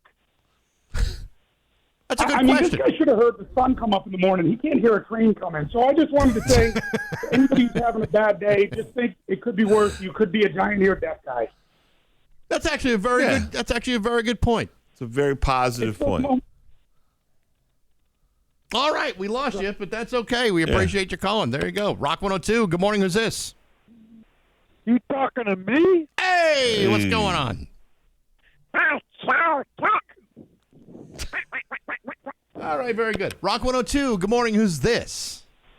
Hey, this is Dave. What's up, Dave? Hey, Marty, you used to do a comedy show in Wilbraham there on Wednesday nights at the old pheasant farm. You ever going to go back there? Yeah. For sure. I love it. I love the people of Wilbraham. Great people. I think there's 2 more shows this year. Get in there. All right, we'll see if Eileen reaches out or Phil. Thank you. All right, apparently the town of Wilbraham is starved for laughs. Rock 102, good morning. Hold on a second. Rock 102, good morning. Who's this? Jim, good morning, gentlemen. How are you? Good, Jim. What's going on? I got a question for you. Yes. Let me shut my radio off. There we go. Okay. What's your question? Many years ago, at the Rotary in West Springfield, we had a hot dog seller of well-round renown. Yeah. And I'd just like to shout out and say, I believe it was a mother and daughter, and I hope they're both doing well. Okay. Yeah, I think you're right about that. I seem to vaguely recall hot dogs back then. When you say hot dog seller, you mean like a seller of hot dogs as an SELLER, not seller CELLER. AR. Where you had to go down to the basement to get your hot dog? Exactly. Yeah, no, really totally disturbing. Yeah. I fell for that once. I'm never going to do it again. No, it would be SELLER. Right. Okay. It puts the hot dog in the basket. All right, because I was an altar boy. I understand. Thanks for bringing that up. We appreciate it. Rock 102, good morning. Who's this? Hi, this is Heather from Hartford. How you doing, Heather? Good. So I want to know why everyone in New England has to drive like a complete dink. What is wrong with y'all? I mean, I have lived in Pennsylvania, West Virginia, New York, Connecticut, Rhode Island. The absolute worst. Connecticut, it's like driving the Indy 500 every friggin' day. What I miss about the pandemic? Well, Pandemic driving. I'm going to guess by the fact that you use the word y'all that you're probably not originally from New England. Is that right? Actually, I grew up in Rhode Island, but I lived in West Virginia for like 15 years. Oh, well, then that could. But yeah, I got to tell you, the Rhode Island drivers aren't any better than anywhere else in New England. They're just as bad. I agree with Heather. Although I got to say, you massholes, you have a special place in my heart. No, that's good. At least you're not totally writing us off. I agree with you, Heather. I find the drivers in Connecticut to be the worst anywhere in the country that I've been. Yep. I miss the pandemic driving. It's so much. It's always a very specific driver, too. It's always a Volvo SUV with a ski rack going 90 miles an hour on your bumper on 91. Yeah. Exactly. When it's snowing out. Yep. That's it. All right, Heather. Well, we appreciate you calling in. You guys have a great day. All right, you too. All right. Well, I think we've Hey, look at exhausted it. That's good. We did pretty good there. Yeah, it wasn't so bad. I mean, a couple weird ones. But yeah. You can't have this. This should be a dink-free zone, and it hardly ever meets up to that expectation. It's 8:22 with Bax and Nagle and Marty on Rock 102. Last night, sure was loads of laughs. We did have a really good time. Really looking forward to next week's. And I think Agawam Cinemas has it up, but if it's not up yet, it will be up today. We are announcing, so I'll do it here on the air. Do it. Friday, September 11th. We have Jessie Mae Peluso coming into town. She's going to be doing our little show there at the cinema. So nice. I talked her into it, and she's coming. If you haven't seen her before, she's been on Joe Rogan Experience multiple times, Chelsea Lately, Girl Code, MTV, Comedy Central, all those places. So and she was on our show a couple weeks ago. She was. Yeah, she's great. So she's coming to little old Western Mass to do the Agawam Cinemas. So, wow. Yeah, go on there and get your tickets as soon as they're up. She must be very excited.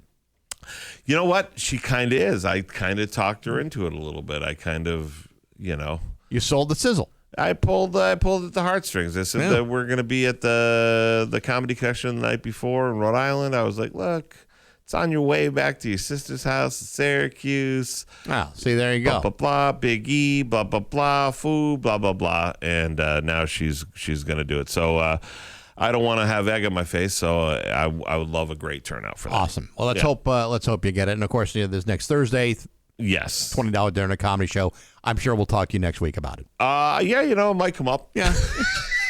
Might come up in conversation. Well, that would be great because that's what everybody expects out of you. Yeah. We got news coming up next on Rock 102. Here's your Western Mass News First Alert Forecast. Today began with a warm and humid feel, and we will remain humid for most of the day with a mix of sun and clouds. Highs between 78 and 86. A hit or miss shower is possible in the afternoon as a cold front passes through, but most of us stay dry today.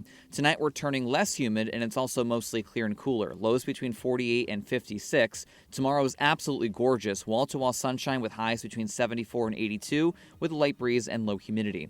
With your Western Mass News First Alert forecast, I'm meteorologist Liam Murphy. When it comes to your home, you don't want to gamble with just anybody. At Next Gen Roofing, we've built our reputation here in Western Massachusetts on quality workmanship, honest communication, and treating every home like it's our own. We're a GAF Master Elite Contractor, one of the most trusted certifications in roofing. Whether you need a new roof, minor repairs, siding, or windows, Next Gen Roofing has you covered.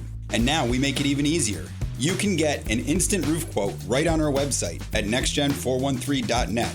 And remember, we do this every shingle day. Hi, I'm Jeff Serra from Serra Ford Lincoln in Agawam, and Serra is one of the largest Ford commercial truck dealers on the entire East Coast. We have every possible Ford truck configuration: chassis, dumps, utility trucks, box trucks, service vans, uniform trucks, pickup and plow trucks, and just about every possible transit cargo van that Ford makes. Rows and rows of Ford commercial trucks.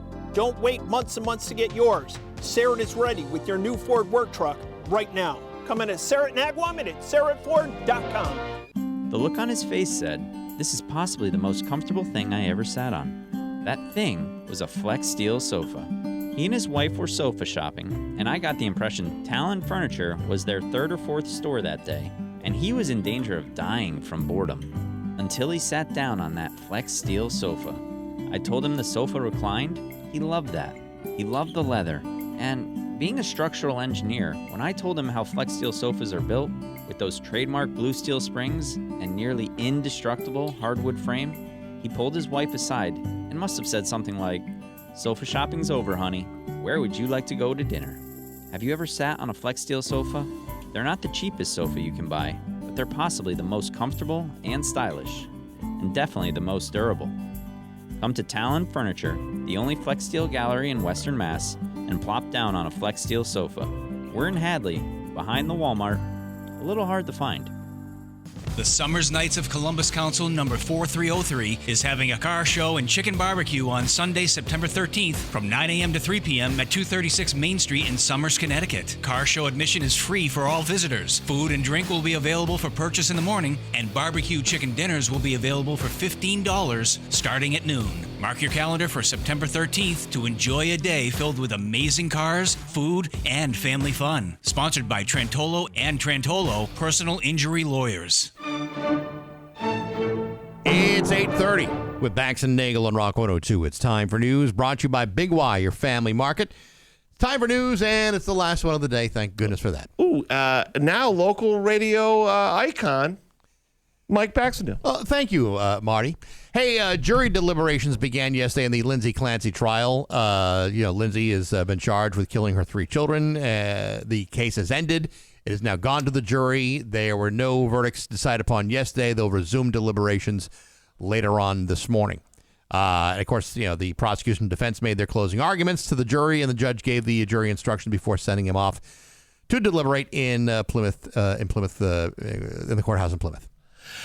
I already made my feelings on this very clear. The last newscast, I think, at 7 o'clock. And, I didn't get a lot of positive feedback on the listener line about it. The thing is, Marty, when you have so many people who are so well versed in the field of criminal investigation, sure, it's sometimes hard to get your point across in a way that will shut them the hell up. Just because you fall asleep listening to a murder podcast every night doesn't qualify you as a prosecutor, judge, or a jury. Well, it's interesting you say that, Marty. I tend to agree that just because you've watched a lot of Datelines in your lifetime doesn't necessarily mean that you are an investigative reporter any more than, say, if you watch the Food Channel, all of a sudden you're a Michelin star chef. Right. I would again like to take this time to say, if you disagree with my opinion, I appreciate you. Please don't message me any further about why you're right and all the ways that I could be wrong or whatever else. I don't really care. I like ketchup on a hot dog. That's what I like.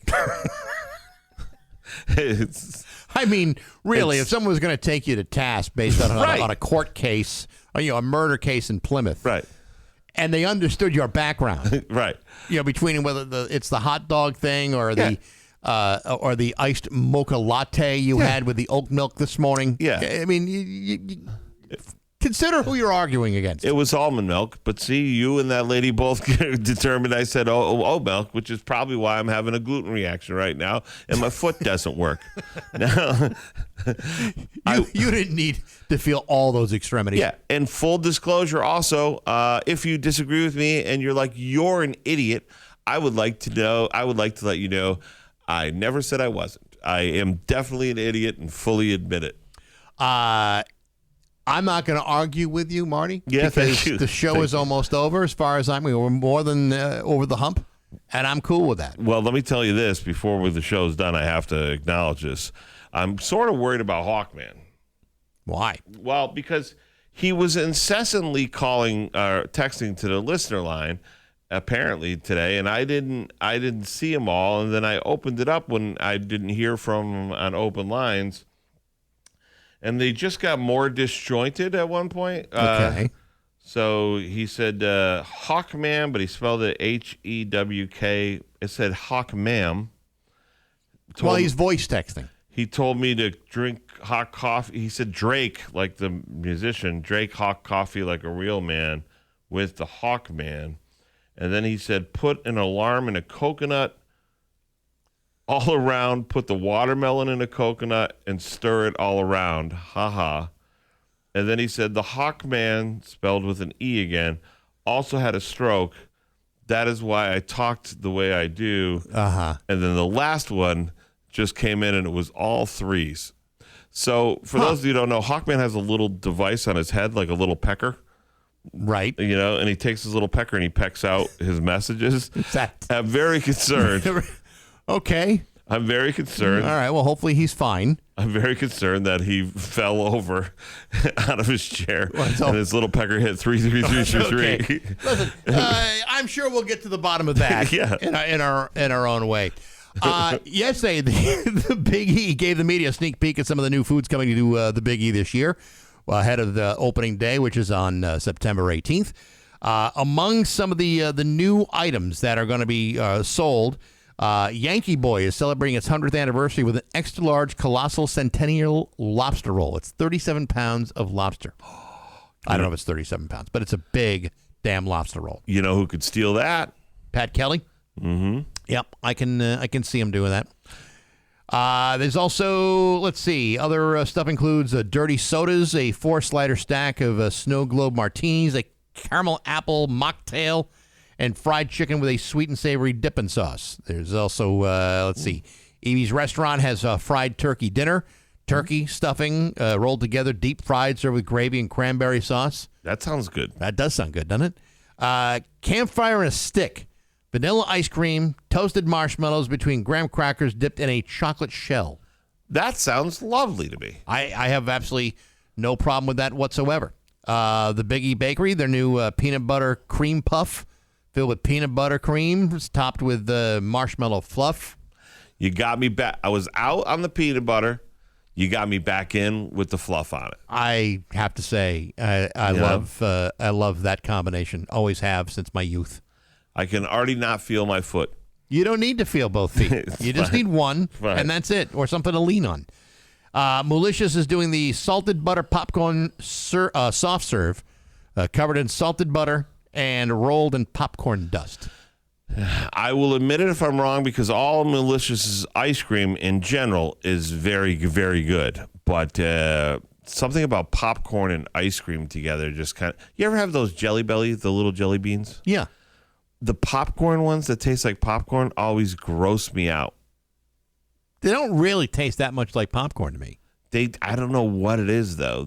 I like my popcorn. Popcorn's a texture. Do you understand? It's a texture more than a taste thing.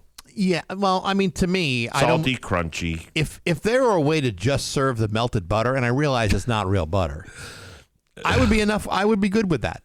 Yeah. Because really, if you give me like a bucket of popcorn and it's deficient in its butter delivery, I have a problem with that. I don't like that. Really? I want a good salt to butter ratio. Okay. And there needs to be butter evenly distributed throughout the popcorn for me. Other than after that, shy of that, I protest heavily. I have to say this. I don't normally eat popcorn anymore because I'm getting to the age where it's not great to eat it. But when Eddie Diesel and I went to that Red Sox game last weekend, they had they had as much as you wanted, these big bins of popcorn. Oh, yeah. Oh, man, did I just fill my face with popcorn? Oh, I know. So but good. I agree with you. The salt to butter ratio was perfect. Too buttery, it's not good. See, I have never Never like soft, too buttery, soft. Well, I mean, I don't want the thing like soaking wet. Well, sometimes they do that. That's one of the other things that what the reasons I like Agawam Cinema opposed to like the big ones just slap way too much on there. Well, I don't think there's enough training. I don't think it's good popcorn training. I think what you have is like someone who thinks they're just going to squeeze that thing all the way through, or just to put the butter on the top and expect it's just going to drip down to the bottom, which it doesn't work that way. Well, I can tell you this. Sue just wrote into the listener line. I didn't read the whole thing, but she said, I adore the flavor of popcorn, but I hate the hulls. That's the little crunchy things that get stuck in your teeth. If you want to be a billionaire, you heard it here first, invent popcorn that has no hulls in it, and you will be a zillionaire. Yeah, but how could you do that? Well, I don't know. How could you make satellites to put internet all over the planet? How could you send a rover onto Mars? How could you play a man on the moon? We should be able to make popcorn without the sticky things that get stuck in your teeth. But how could you how could you heat the popcorn, whether it be in the pan or the bag or the machine, if something's not holding it all together? It's the husk that actually keeps it from being a total disaster. I agree. I don't like having it stuck in the back of your throat, but it's like the necessary hazard. Bax, let me tell you something. I am the Steve Jobs of this. All right, I'm more of an idea guy, big picture guy. Sure, I have the concept. All the rest of you guys figure out the stuff. No, I get and it. then I'll take credit for it. When we have our geriatric boob implant pageant, it will be the idea that I dreamed up, but it won't be me instituting it. All right.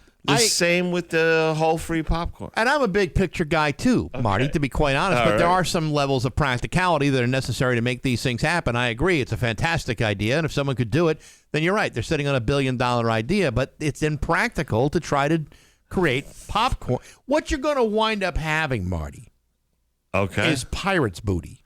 Which, by the way, is lovely, but it's not popcorn. It's rice and everything else with cheddar cheese on. I'm talking about hot, fresh popped, whole free popcorn. Mm-hmm. Somebody just messaged in and said, there is such a thing, Google it. Really? I don't believe there is such a thing, and I'm not going to even Google it because I don't want to live in a world where that's a thing and I've not experienced it. I don't know if you've tried this. I'm going to throw this one at you, but this is an outstanding product. Okay. And it's popcorn related. All right. Cabot white cheddar popcorn is an exceptional product. Maybe the very best cheese popcorn I've had in my life. Listen, you're not going to get an argument out of it. Cabot, when it comes to cheese, seems to be heads. Is that a cheese thing? Cheese head, yes. Right. Heads cheese, above most of the other cheese companies that are out there. I tend to not disagree with that. But riddle me this. Okay. They make a good cheddar. They make a good sharp. We agree on that. They make a good cheese. How come you don't see any Cabot Parmesan cheese out there? Okay. Okay. Okay. All right. Here you go. First of all, there's a lot of knockoff Parmesans out there that are not real Parmesan. Yeah, that's like sawdust. That's like the Yeah, I mean, and it is I believe it is a much more expensive process to make Parmesan than to say make cheddar or a Monterey Jack. I'm a little familiar with the cheese making process for Parmesan cheese. I watched an 1.5-hour documentary on this place that's been in Italy for hundreds of years, and they make the big wheels of Parmesan. The key isn't just in the cheese; it's where and how you store it. Exactly, like the Parmigiano Reggiano, which is the famous one. Correct. That's a whole art. That's a whole system. Correct, but they keep them basically like in mountain vaults in Italy. Yeah. But Vermont is very similar to the mountains of parts of Italy, just like when the Von Trapps moved from the Swiss Alps or whatever to the Green Mountains in New Hampshire around Stowe and everything. That's what they found the closest pairing to. I still can't for the life of me wrap my mind around why Cabot does not jump into the Parmesan cheese game. You know, Marty, I don't have answers. I don't run that company. Yeah. I don't know how they operate as a business. I mean, I appreciate their product. Sure. All I'm telling you is that that cheese popcorn is freaking delicious. Cabot cheese. All right. It only comes in a small bag, and then to be quite honest, it's not a cheap bag of popcorn. But if you are a popcorn fan and you like the cheese popcorn, it is the white cheddar. I love that. I mean, honestly, it blows every other cheese popcorn away. Someone said Cabot has caramel cheddar, which that sounds gross. I've had it. If you like it's like a sweet and salty type of thing. I prefer the cheddar. Give me my caramel alone. Give me my cheddar alone. And if I really want to, I'll mix them myself. You could do that. Here's somebody. Cabot Creamy does not make Parmesan because they specialize almost entirely in English-style cheddar and American regional cheeses. They don't make blue cheeses either. Which is French-based, right? Blue cheese is a French thing? It's often not cow's milk. It could be like goat milk? Could be goat milk, sheep, or whatever. Well, I could be wrong about that. But nevertheless, I mean, that is a different kind of process. But by the way, blue cheese by itself as just the cheese is disgusting. Oh, I disagree. I love blue cheese. Oh gosh, I love cheese, blue a cheese gorgonzola, dressing. I like I like a gorgonzola. It's still a blue. Yeah, I guess. I mean, I don't know. Also, just for the record, while we're talking about delicious foods that I didn't know existed, up until a couple years ago, thanks to this show, I didn't know muffin tops existed until you guys told me about Rice's Fruit Farm, which now I am addicted to Rice. I will drive. It's like 25 minutes to drive from my house to Rice's to get muffin tops, but I will make the drive. Well, they text in, and they're like, hey, we heard a rumor that we've dropped off some baked goods, and Pat Kelly hasn't gotten any. No, that's not what happened. What happened was a friend of mine got a big bag of cider donuts from Rice's, dropped them off. I had one. I think I may have had two. Okay. A whole bag of them. And I left the bag right here, figuring maybe Pat could enjoy a donut. Yeah. But you know what? Instead, he chose to complain about it, that it wasn't delivered to him. Still plenty of the following day, still donuts in the bag. I had another donut. And you know what? Friggin' delicious. So this is Pat just being a little whiny crybaby, even though he had Mick from the Delaney house deliver lobster rolls, and who the hell is he to complain? And let me say this. I have always had Pat Kelly's back. Every time you or Steve say something, I have always stood up. I love Pat. I love his dog, Henry. Pat seems like a good guy, everything else. We talked about lobster rolls, the three of us together. And then I hear this dirtbag gets the lobster rolls that were intended for you guys. Not even me, but I was part of it. I know. You guys get the lobster, and this dirtbag eats them. Fine.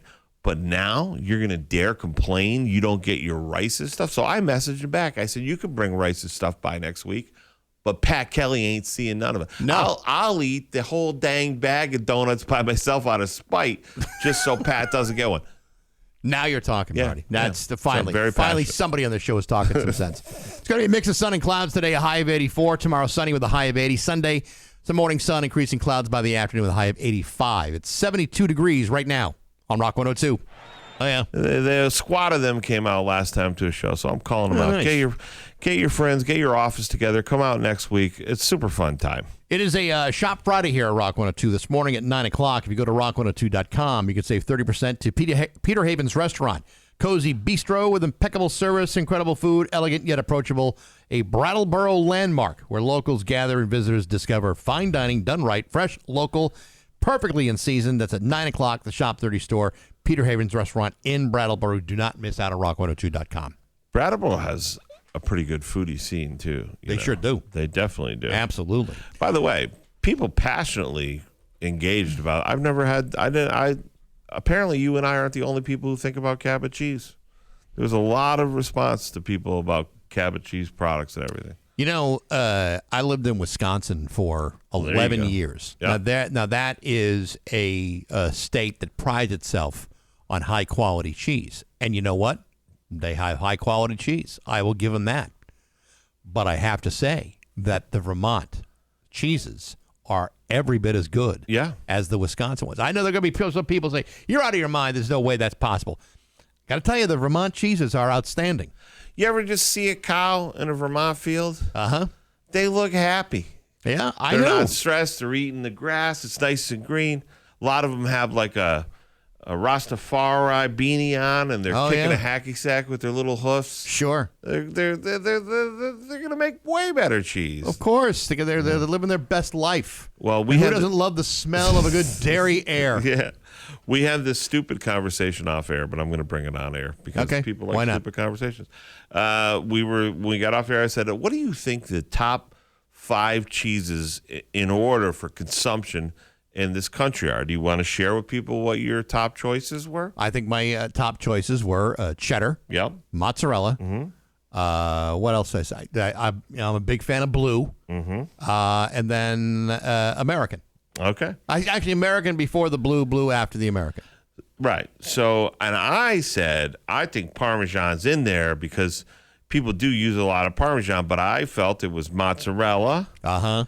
Then I thought American, maybe back and forth between them, then cheddar, then, Parm. Whatever. Turns out neither of us were right, but close. Mozzarella, number 1 cheese. Sure. Cheddar, second. Right. Parm, third. Okay. American, fourth. And then a blind spot, neither of us thought. Coming in number 5, cream cheese. Which makes all the sense. How did 2 food-addicted fat bastards like us trip over cream cheese? Right. I don't know how we didn't even think of it. I mean, it's just plain as the nose in your face. Which also brings up another thing, because we're talking about cheese in Milwaukee and cheese in Vermont. How does Philadelphia get in the mix for cream cheese? How did that even happen? My understanding, and this is maybe be controversial for anyone who's from the state of Pennsylvania, it's not even from Philadelphia. That makes sense. That checks out. It's like one more thing that Philadelphia is, appropriating. Yeah. Because it's nothing but jerks in that city anyway. And then, it's like, oh, cream cheese, that one's ours. Oh, is it really? Yeah.